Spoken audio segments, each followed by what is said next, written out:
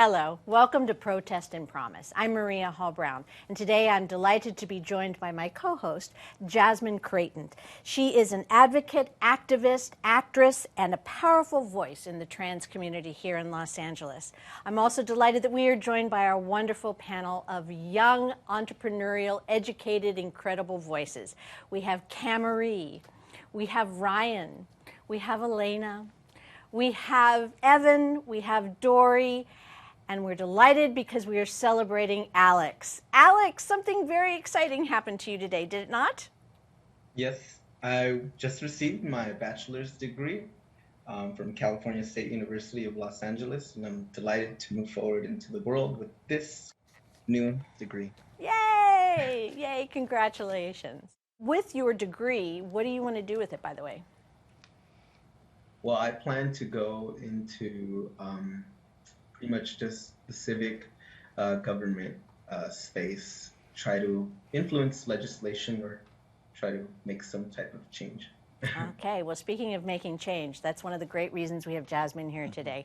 So I know that you all really want to get to know her a little bit and ask some questions, and I'm sure you have some things that you want to address with our young people today. So Camarie, what was it that you wanted to say to Jazzmun today? What was it that you wanted to find out from her?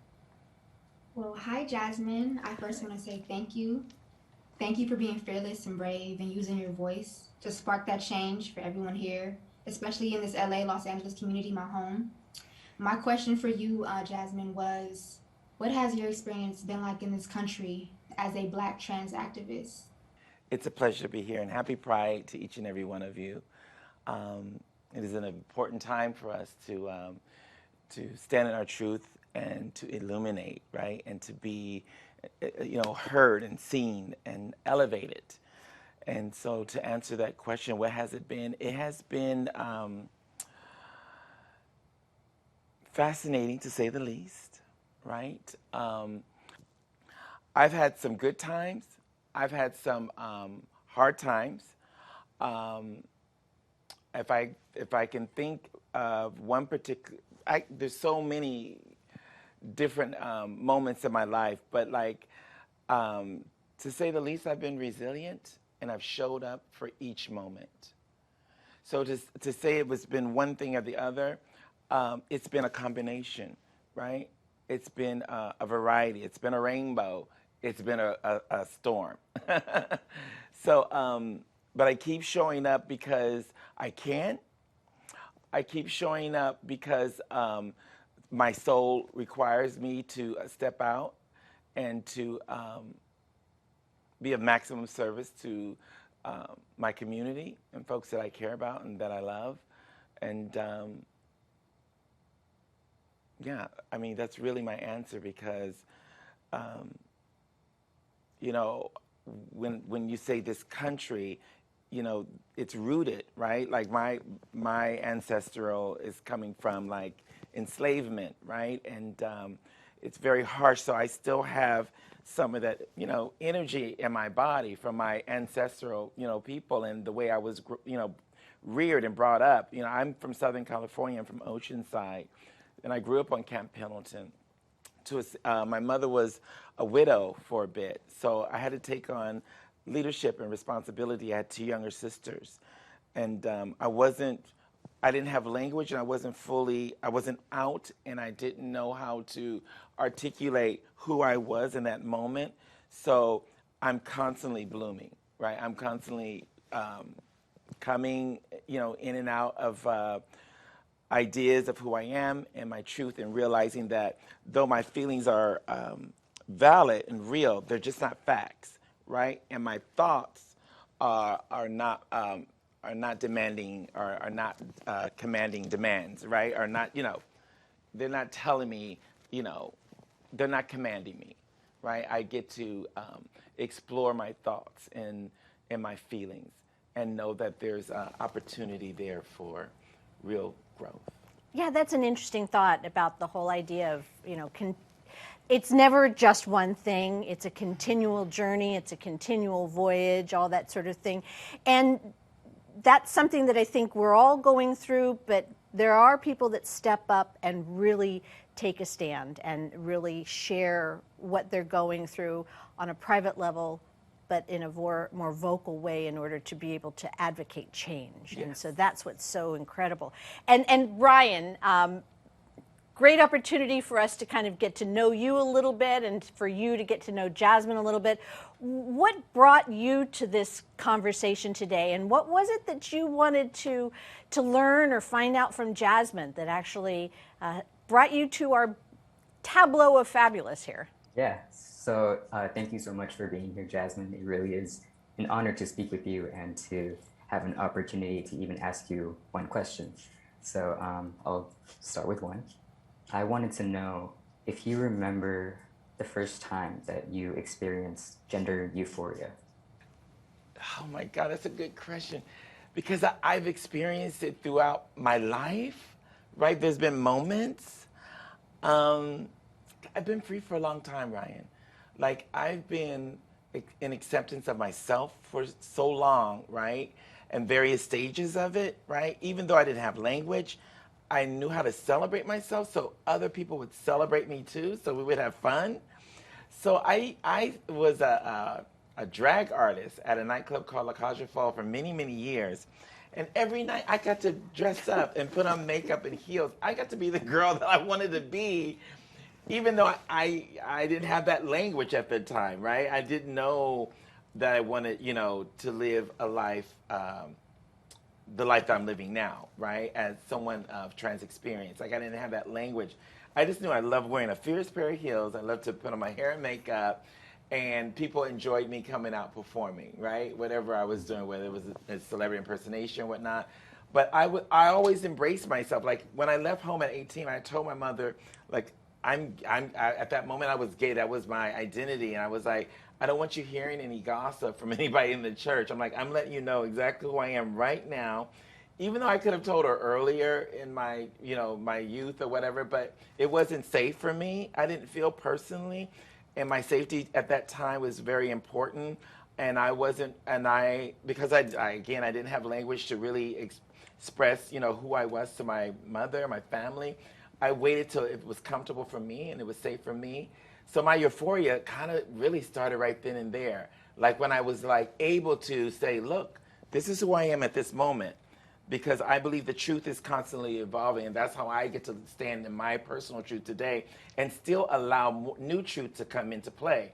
So my past was my greatest teacher. Like, I was a good student. Like, I learned a lot. And my present is where, I'm creating this magic, right? And I get to, form new ideas about who I am and where, I desire to be. And then my future is my greatest inspiration. So I call it free falling into my own magic. And that's my dream for everybody else. It's like, I don't know what's next, but I'm going to go for that ride. Let's go.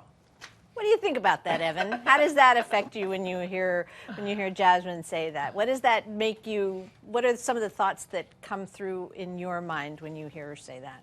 Just hearing everything that you've been saying so far, the way that you speak, it is freeing. You project that onto the people around you. So what do you want to ask Jazzmun? What are some of the things that you've been thinking about, knowing that you're going to have this opportunity to chat?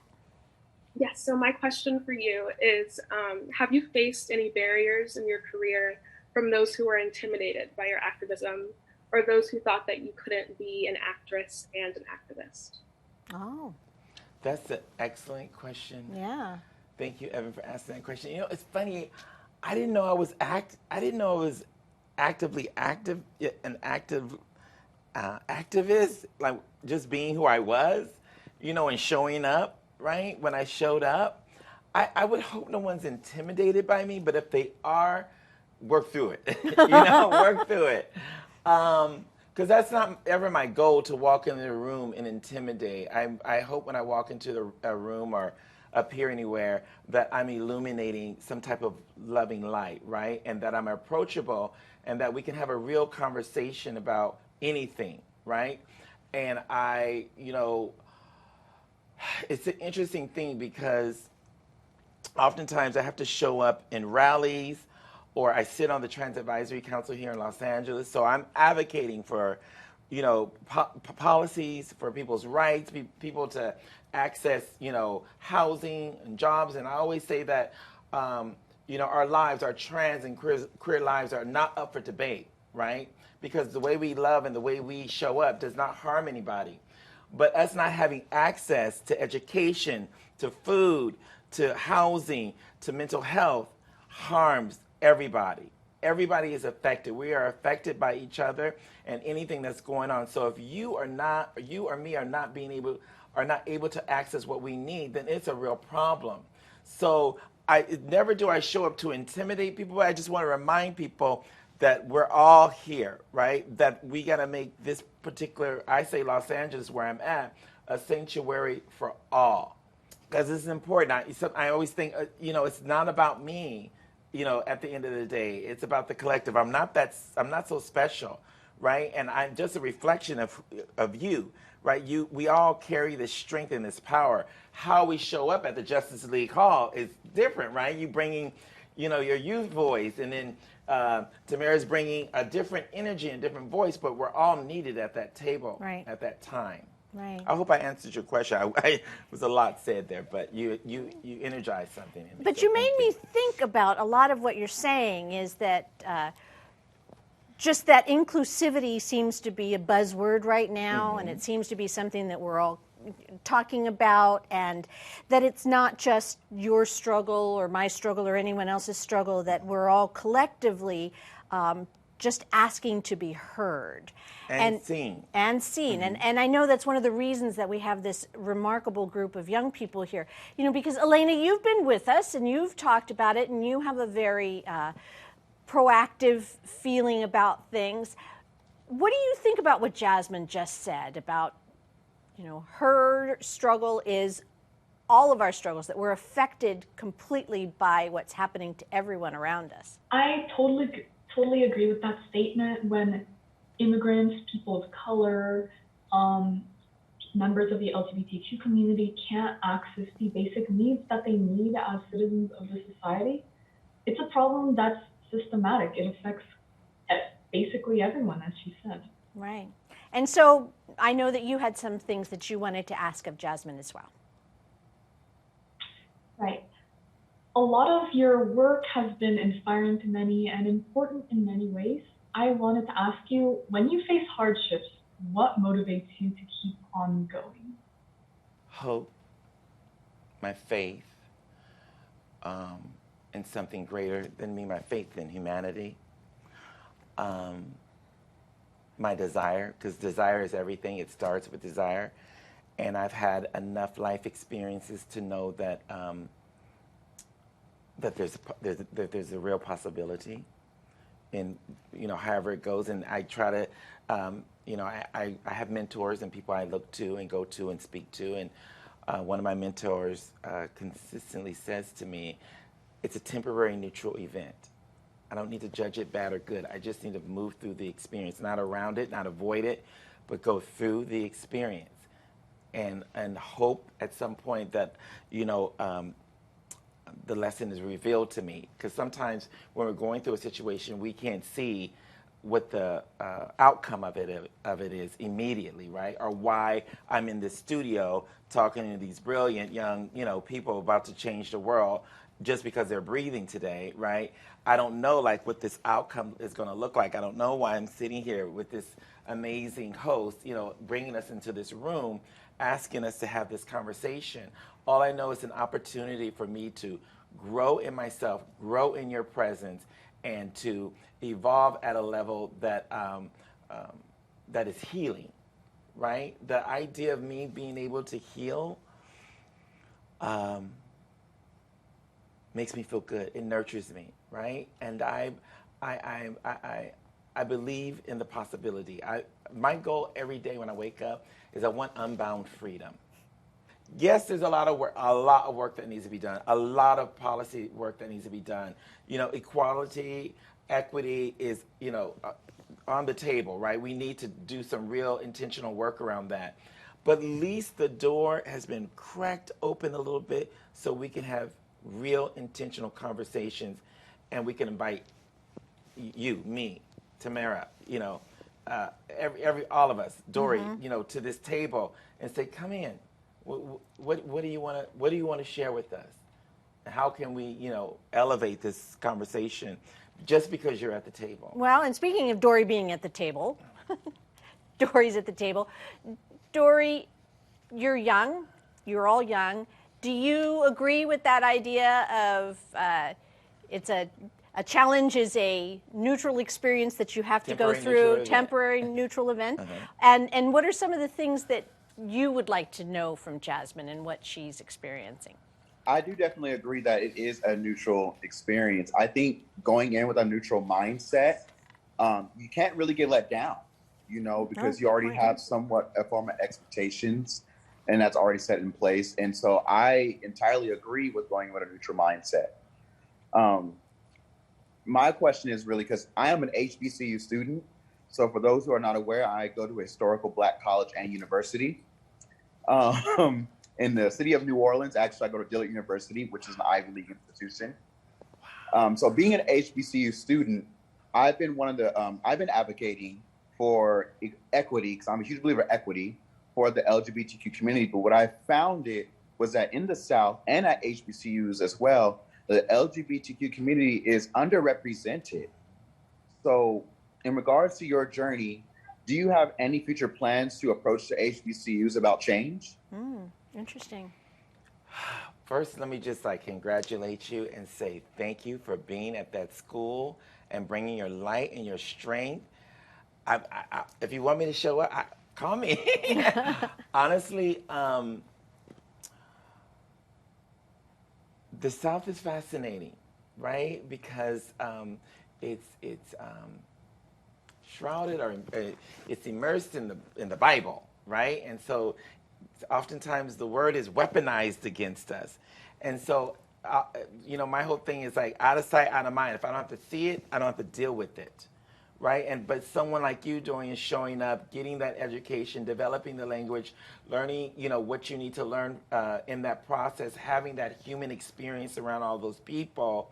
But your presence there, it's so powerful. We have to be everywhere. And we are everywhere. People get caught, but the whole truth, people want us to oftentimes, you have to wear a badge. It's I don't need to perform my identity or who I am for anybody. I show up the way I show up and how I'm feeling in that moment. And that's what I offer to each and every one of you. You're enough. We're enough. Bring what you know, right? And get into that room so you can change the trajectory, because a lot of times we're not invited, right? If they know that they think they know something, then they'll try to hush you. But I know some activists that find a way to get in that room to shake it up, to remind people, look, there is no liberation that's going on here without us. Right. Nobody is free until we're free too. Well, and speaking of people that are going to change the world, obviously we started the whole thing by celebrating Alex and the fact that he just got his degree. And with this very prestigious certificate that you have and your career goals that I am sure that you have thought about at long length, what do you think about, you might be one of the people that's in the room. You might be one of the people that is going to be able to speak to these issues. Do you realize the power and the opportunity you have in front of you, just even having the experiences of listening to someone like Jazzmun and understanding what she offers, and therefore you can share it in the future? It's definitely something that I think about, because it's important to just be present at conversations. And for someone like me, who believes that anywhere where there's kind of a threat to kind of just human dignity, I think it's important to acknowledge that these things occur and that we have to confront them. straightforwardly have a candid discussion about it, and just empower those who want to be visible, who want to be seen. It's important to be seen, and I definitely understand that there's a very heavy weight as well with being one of those people. Right. And I want to make sure that that the words that come out really are speak truth to power. Right. Well, and I know that you had something that you wanted to ask Jazzmun about how things have changed. Yeah. So this is an observation that I've kind of made through like social media.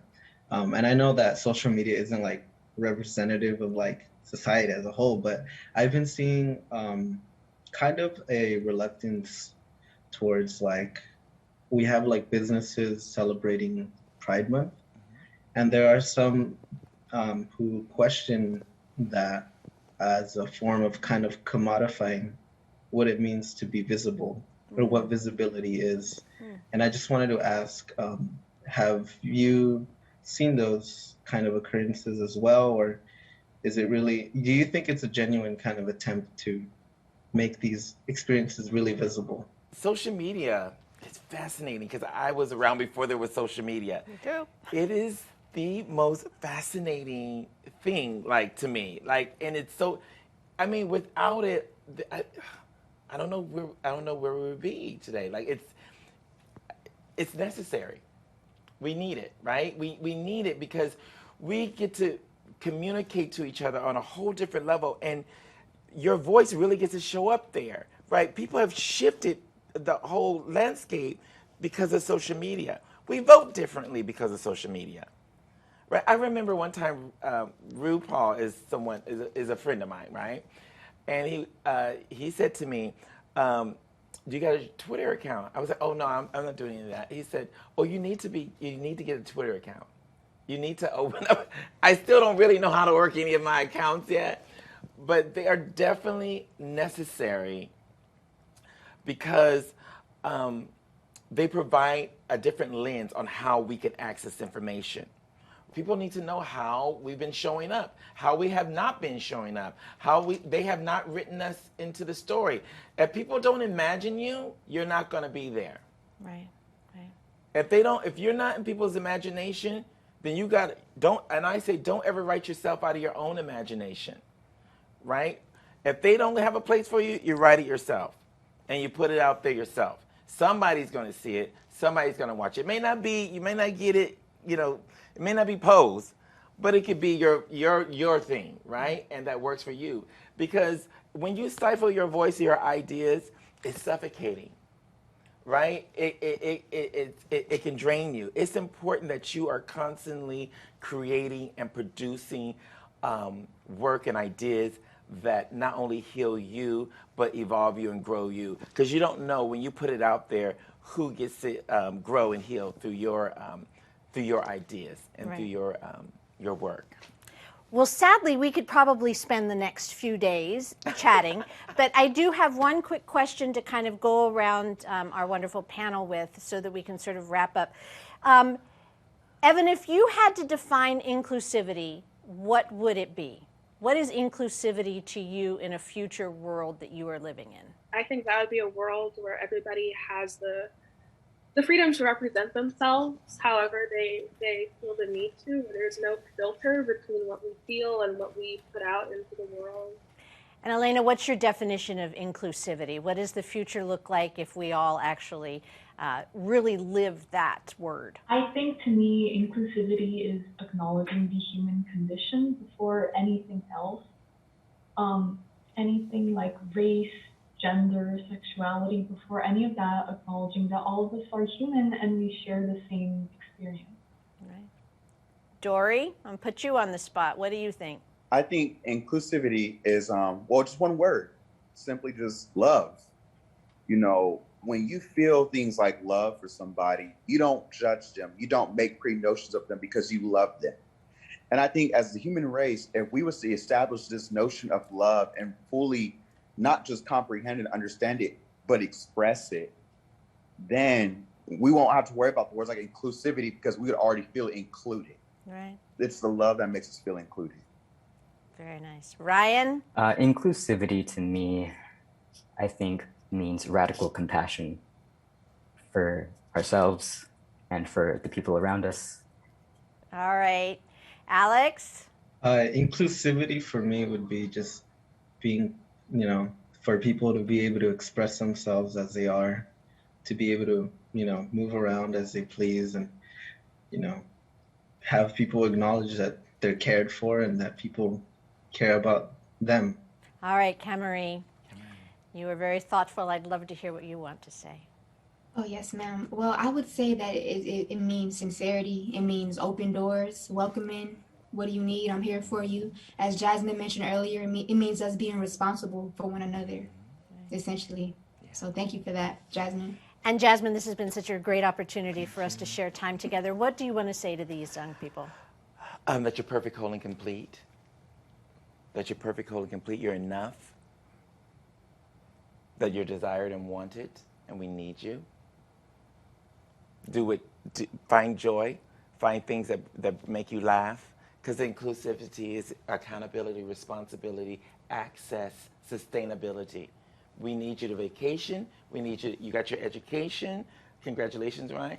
Now we need you to take a break, get some sun, go rollerblading, go swimming, do something that brings joy, eat food. We need you to live, right? I need you to breathe. Breathe, right? Because everything is just a moment. It's temporary and it's neutral, right?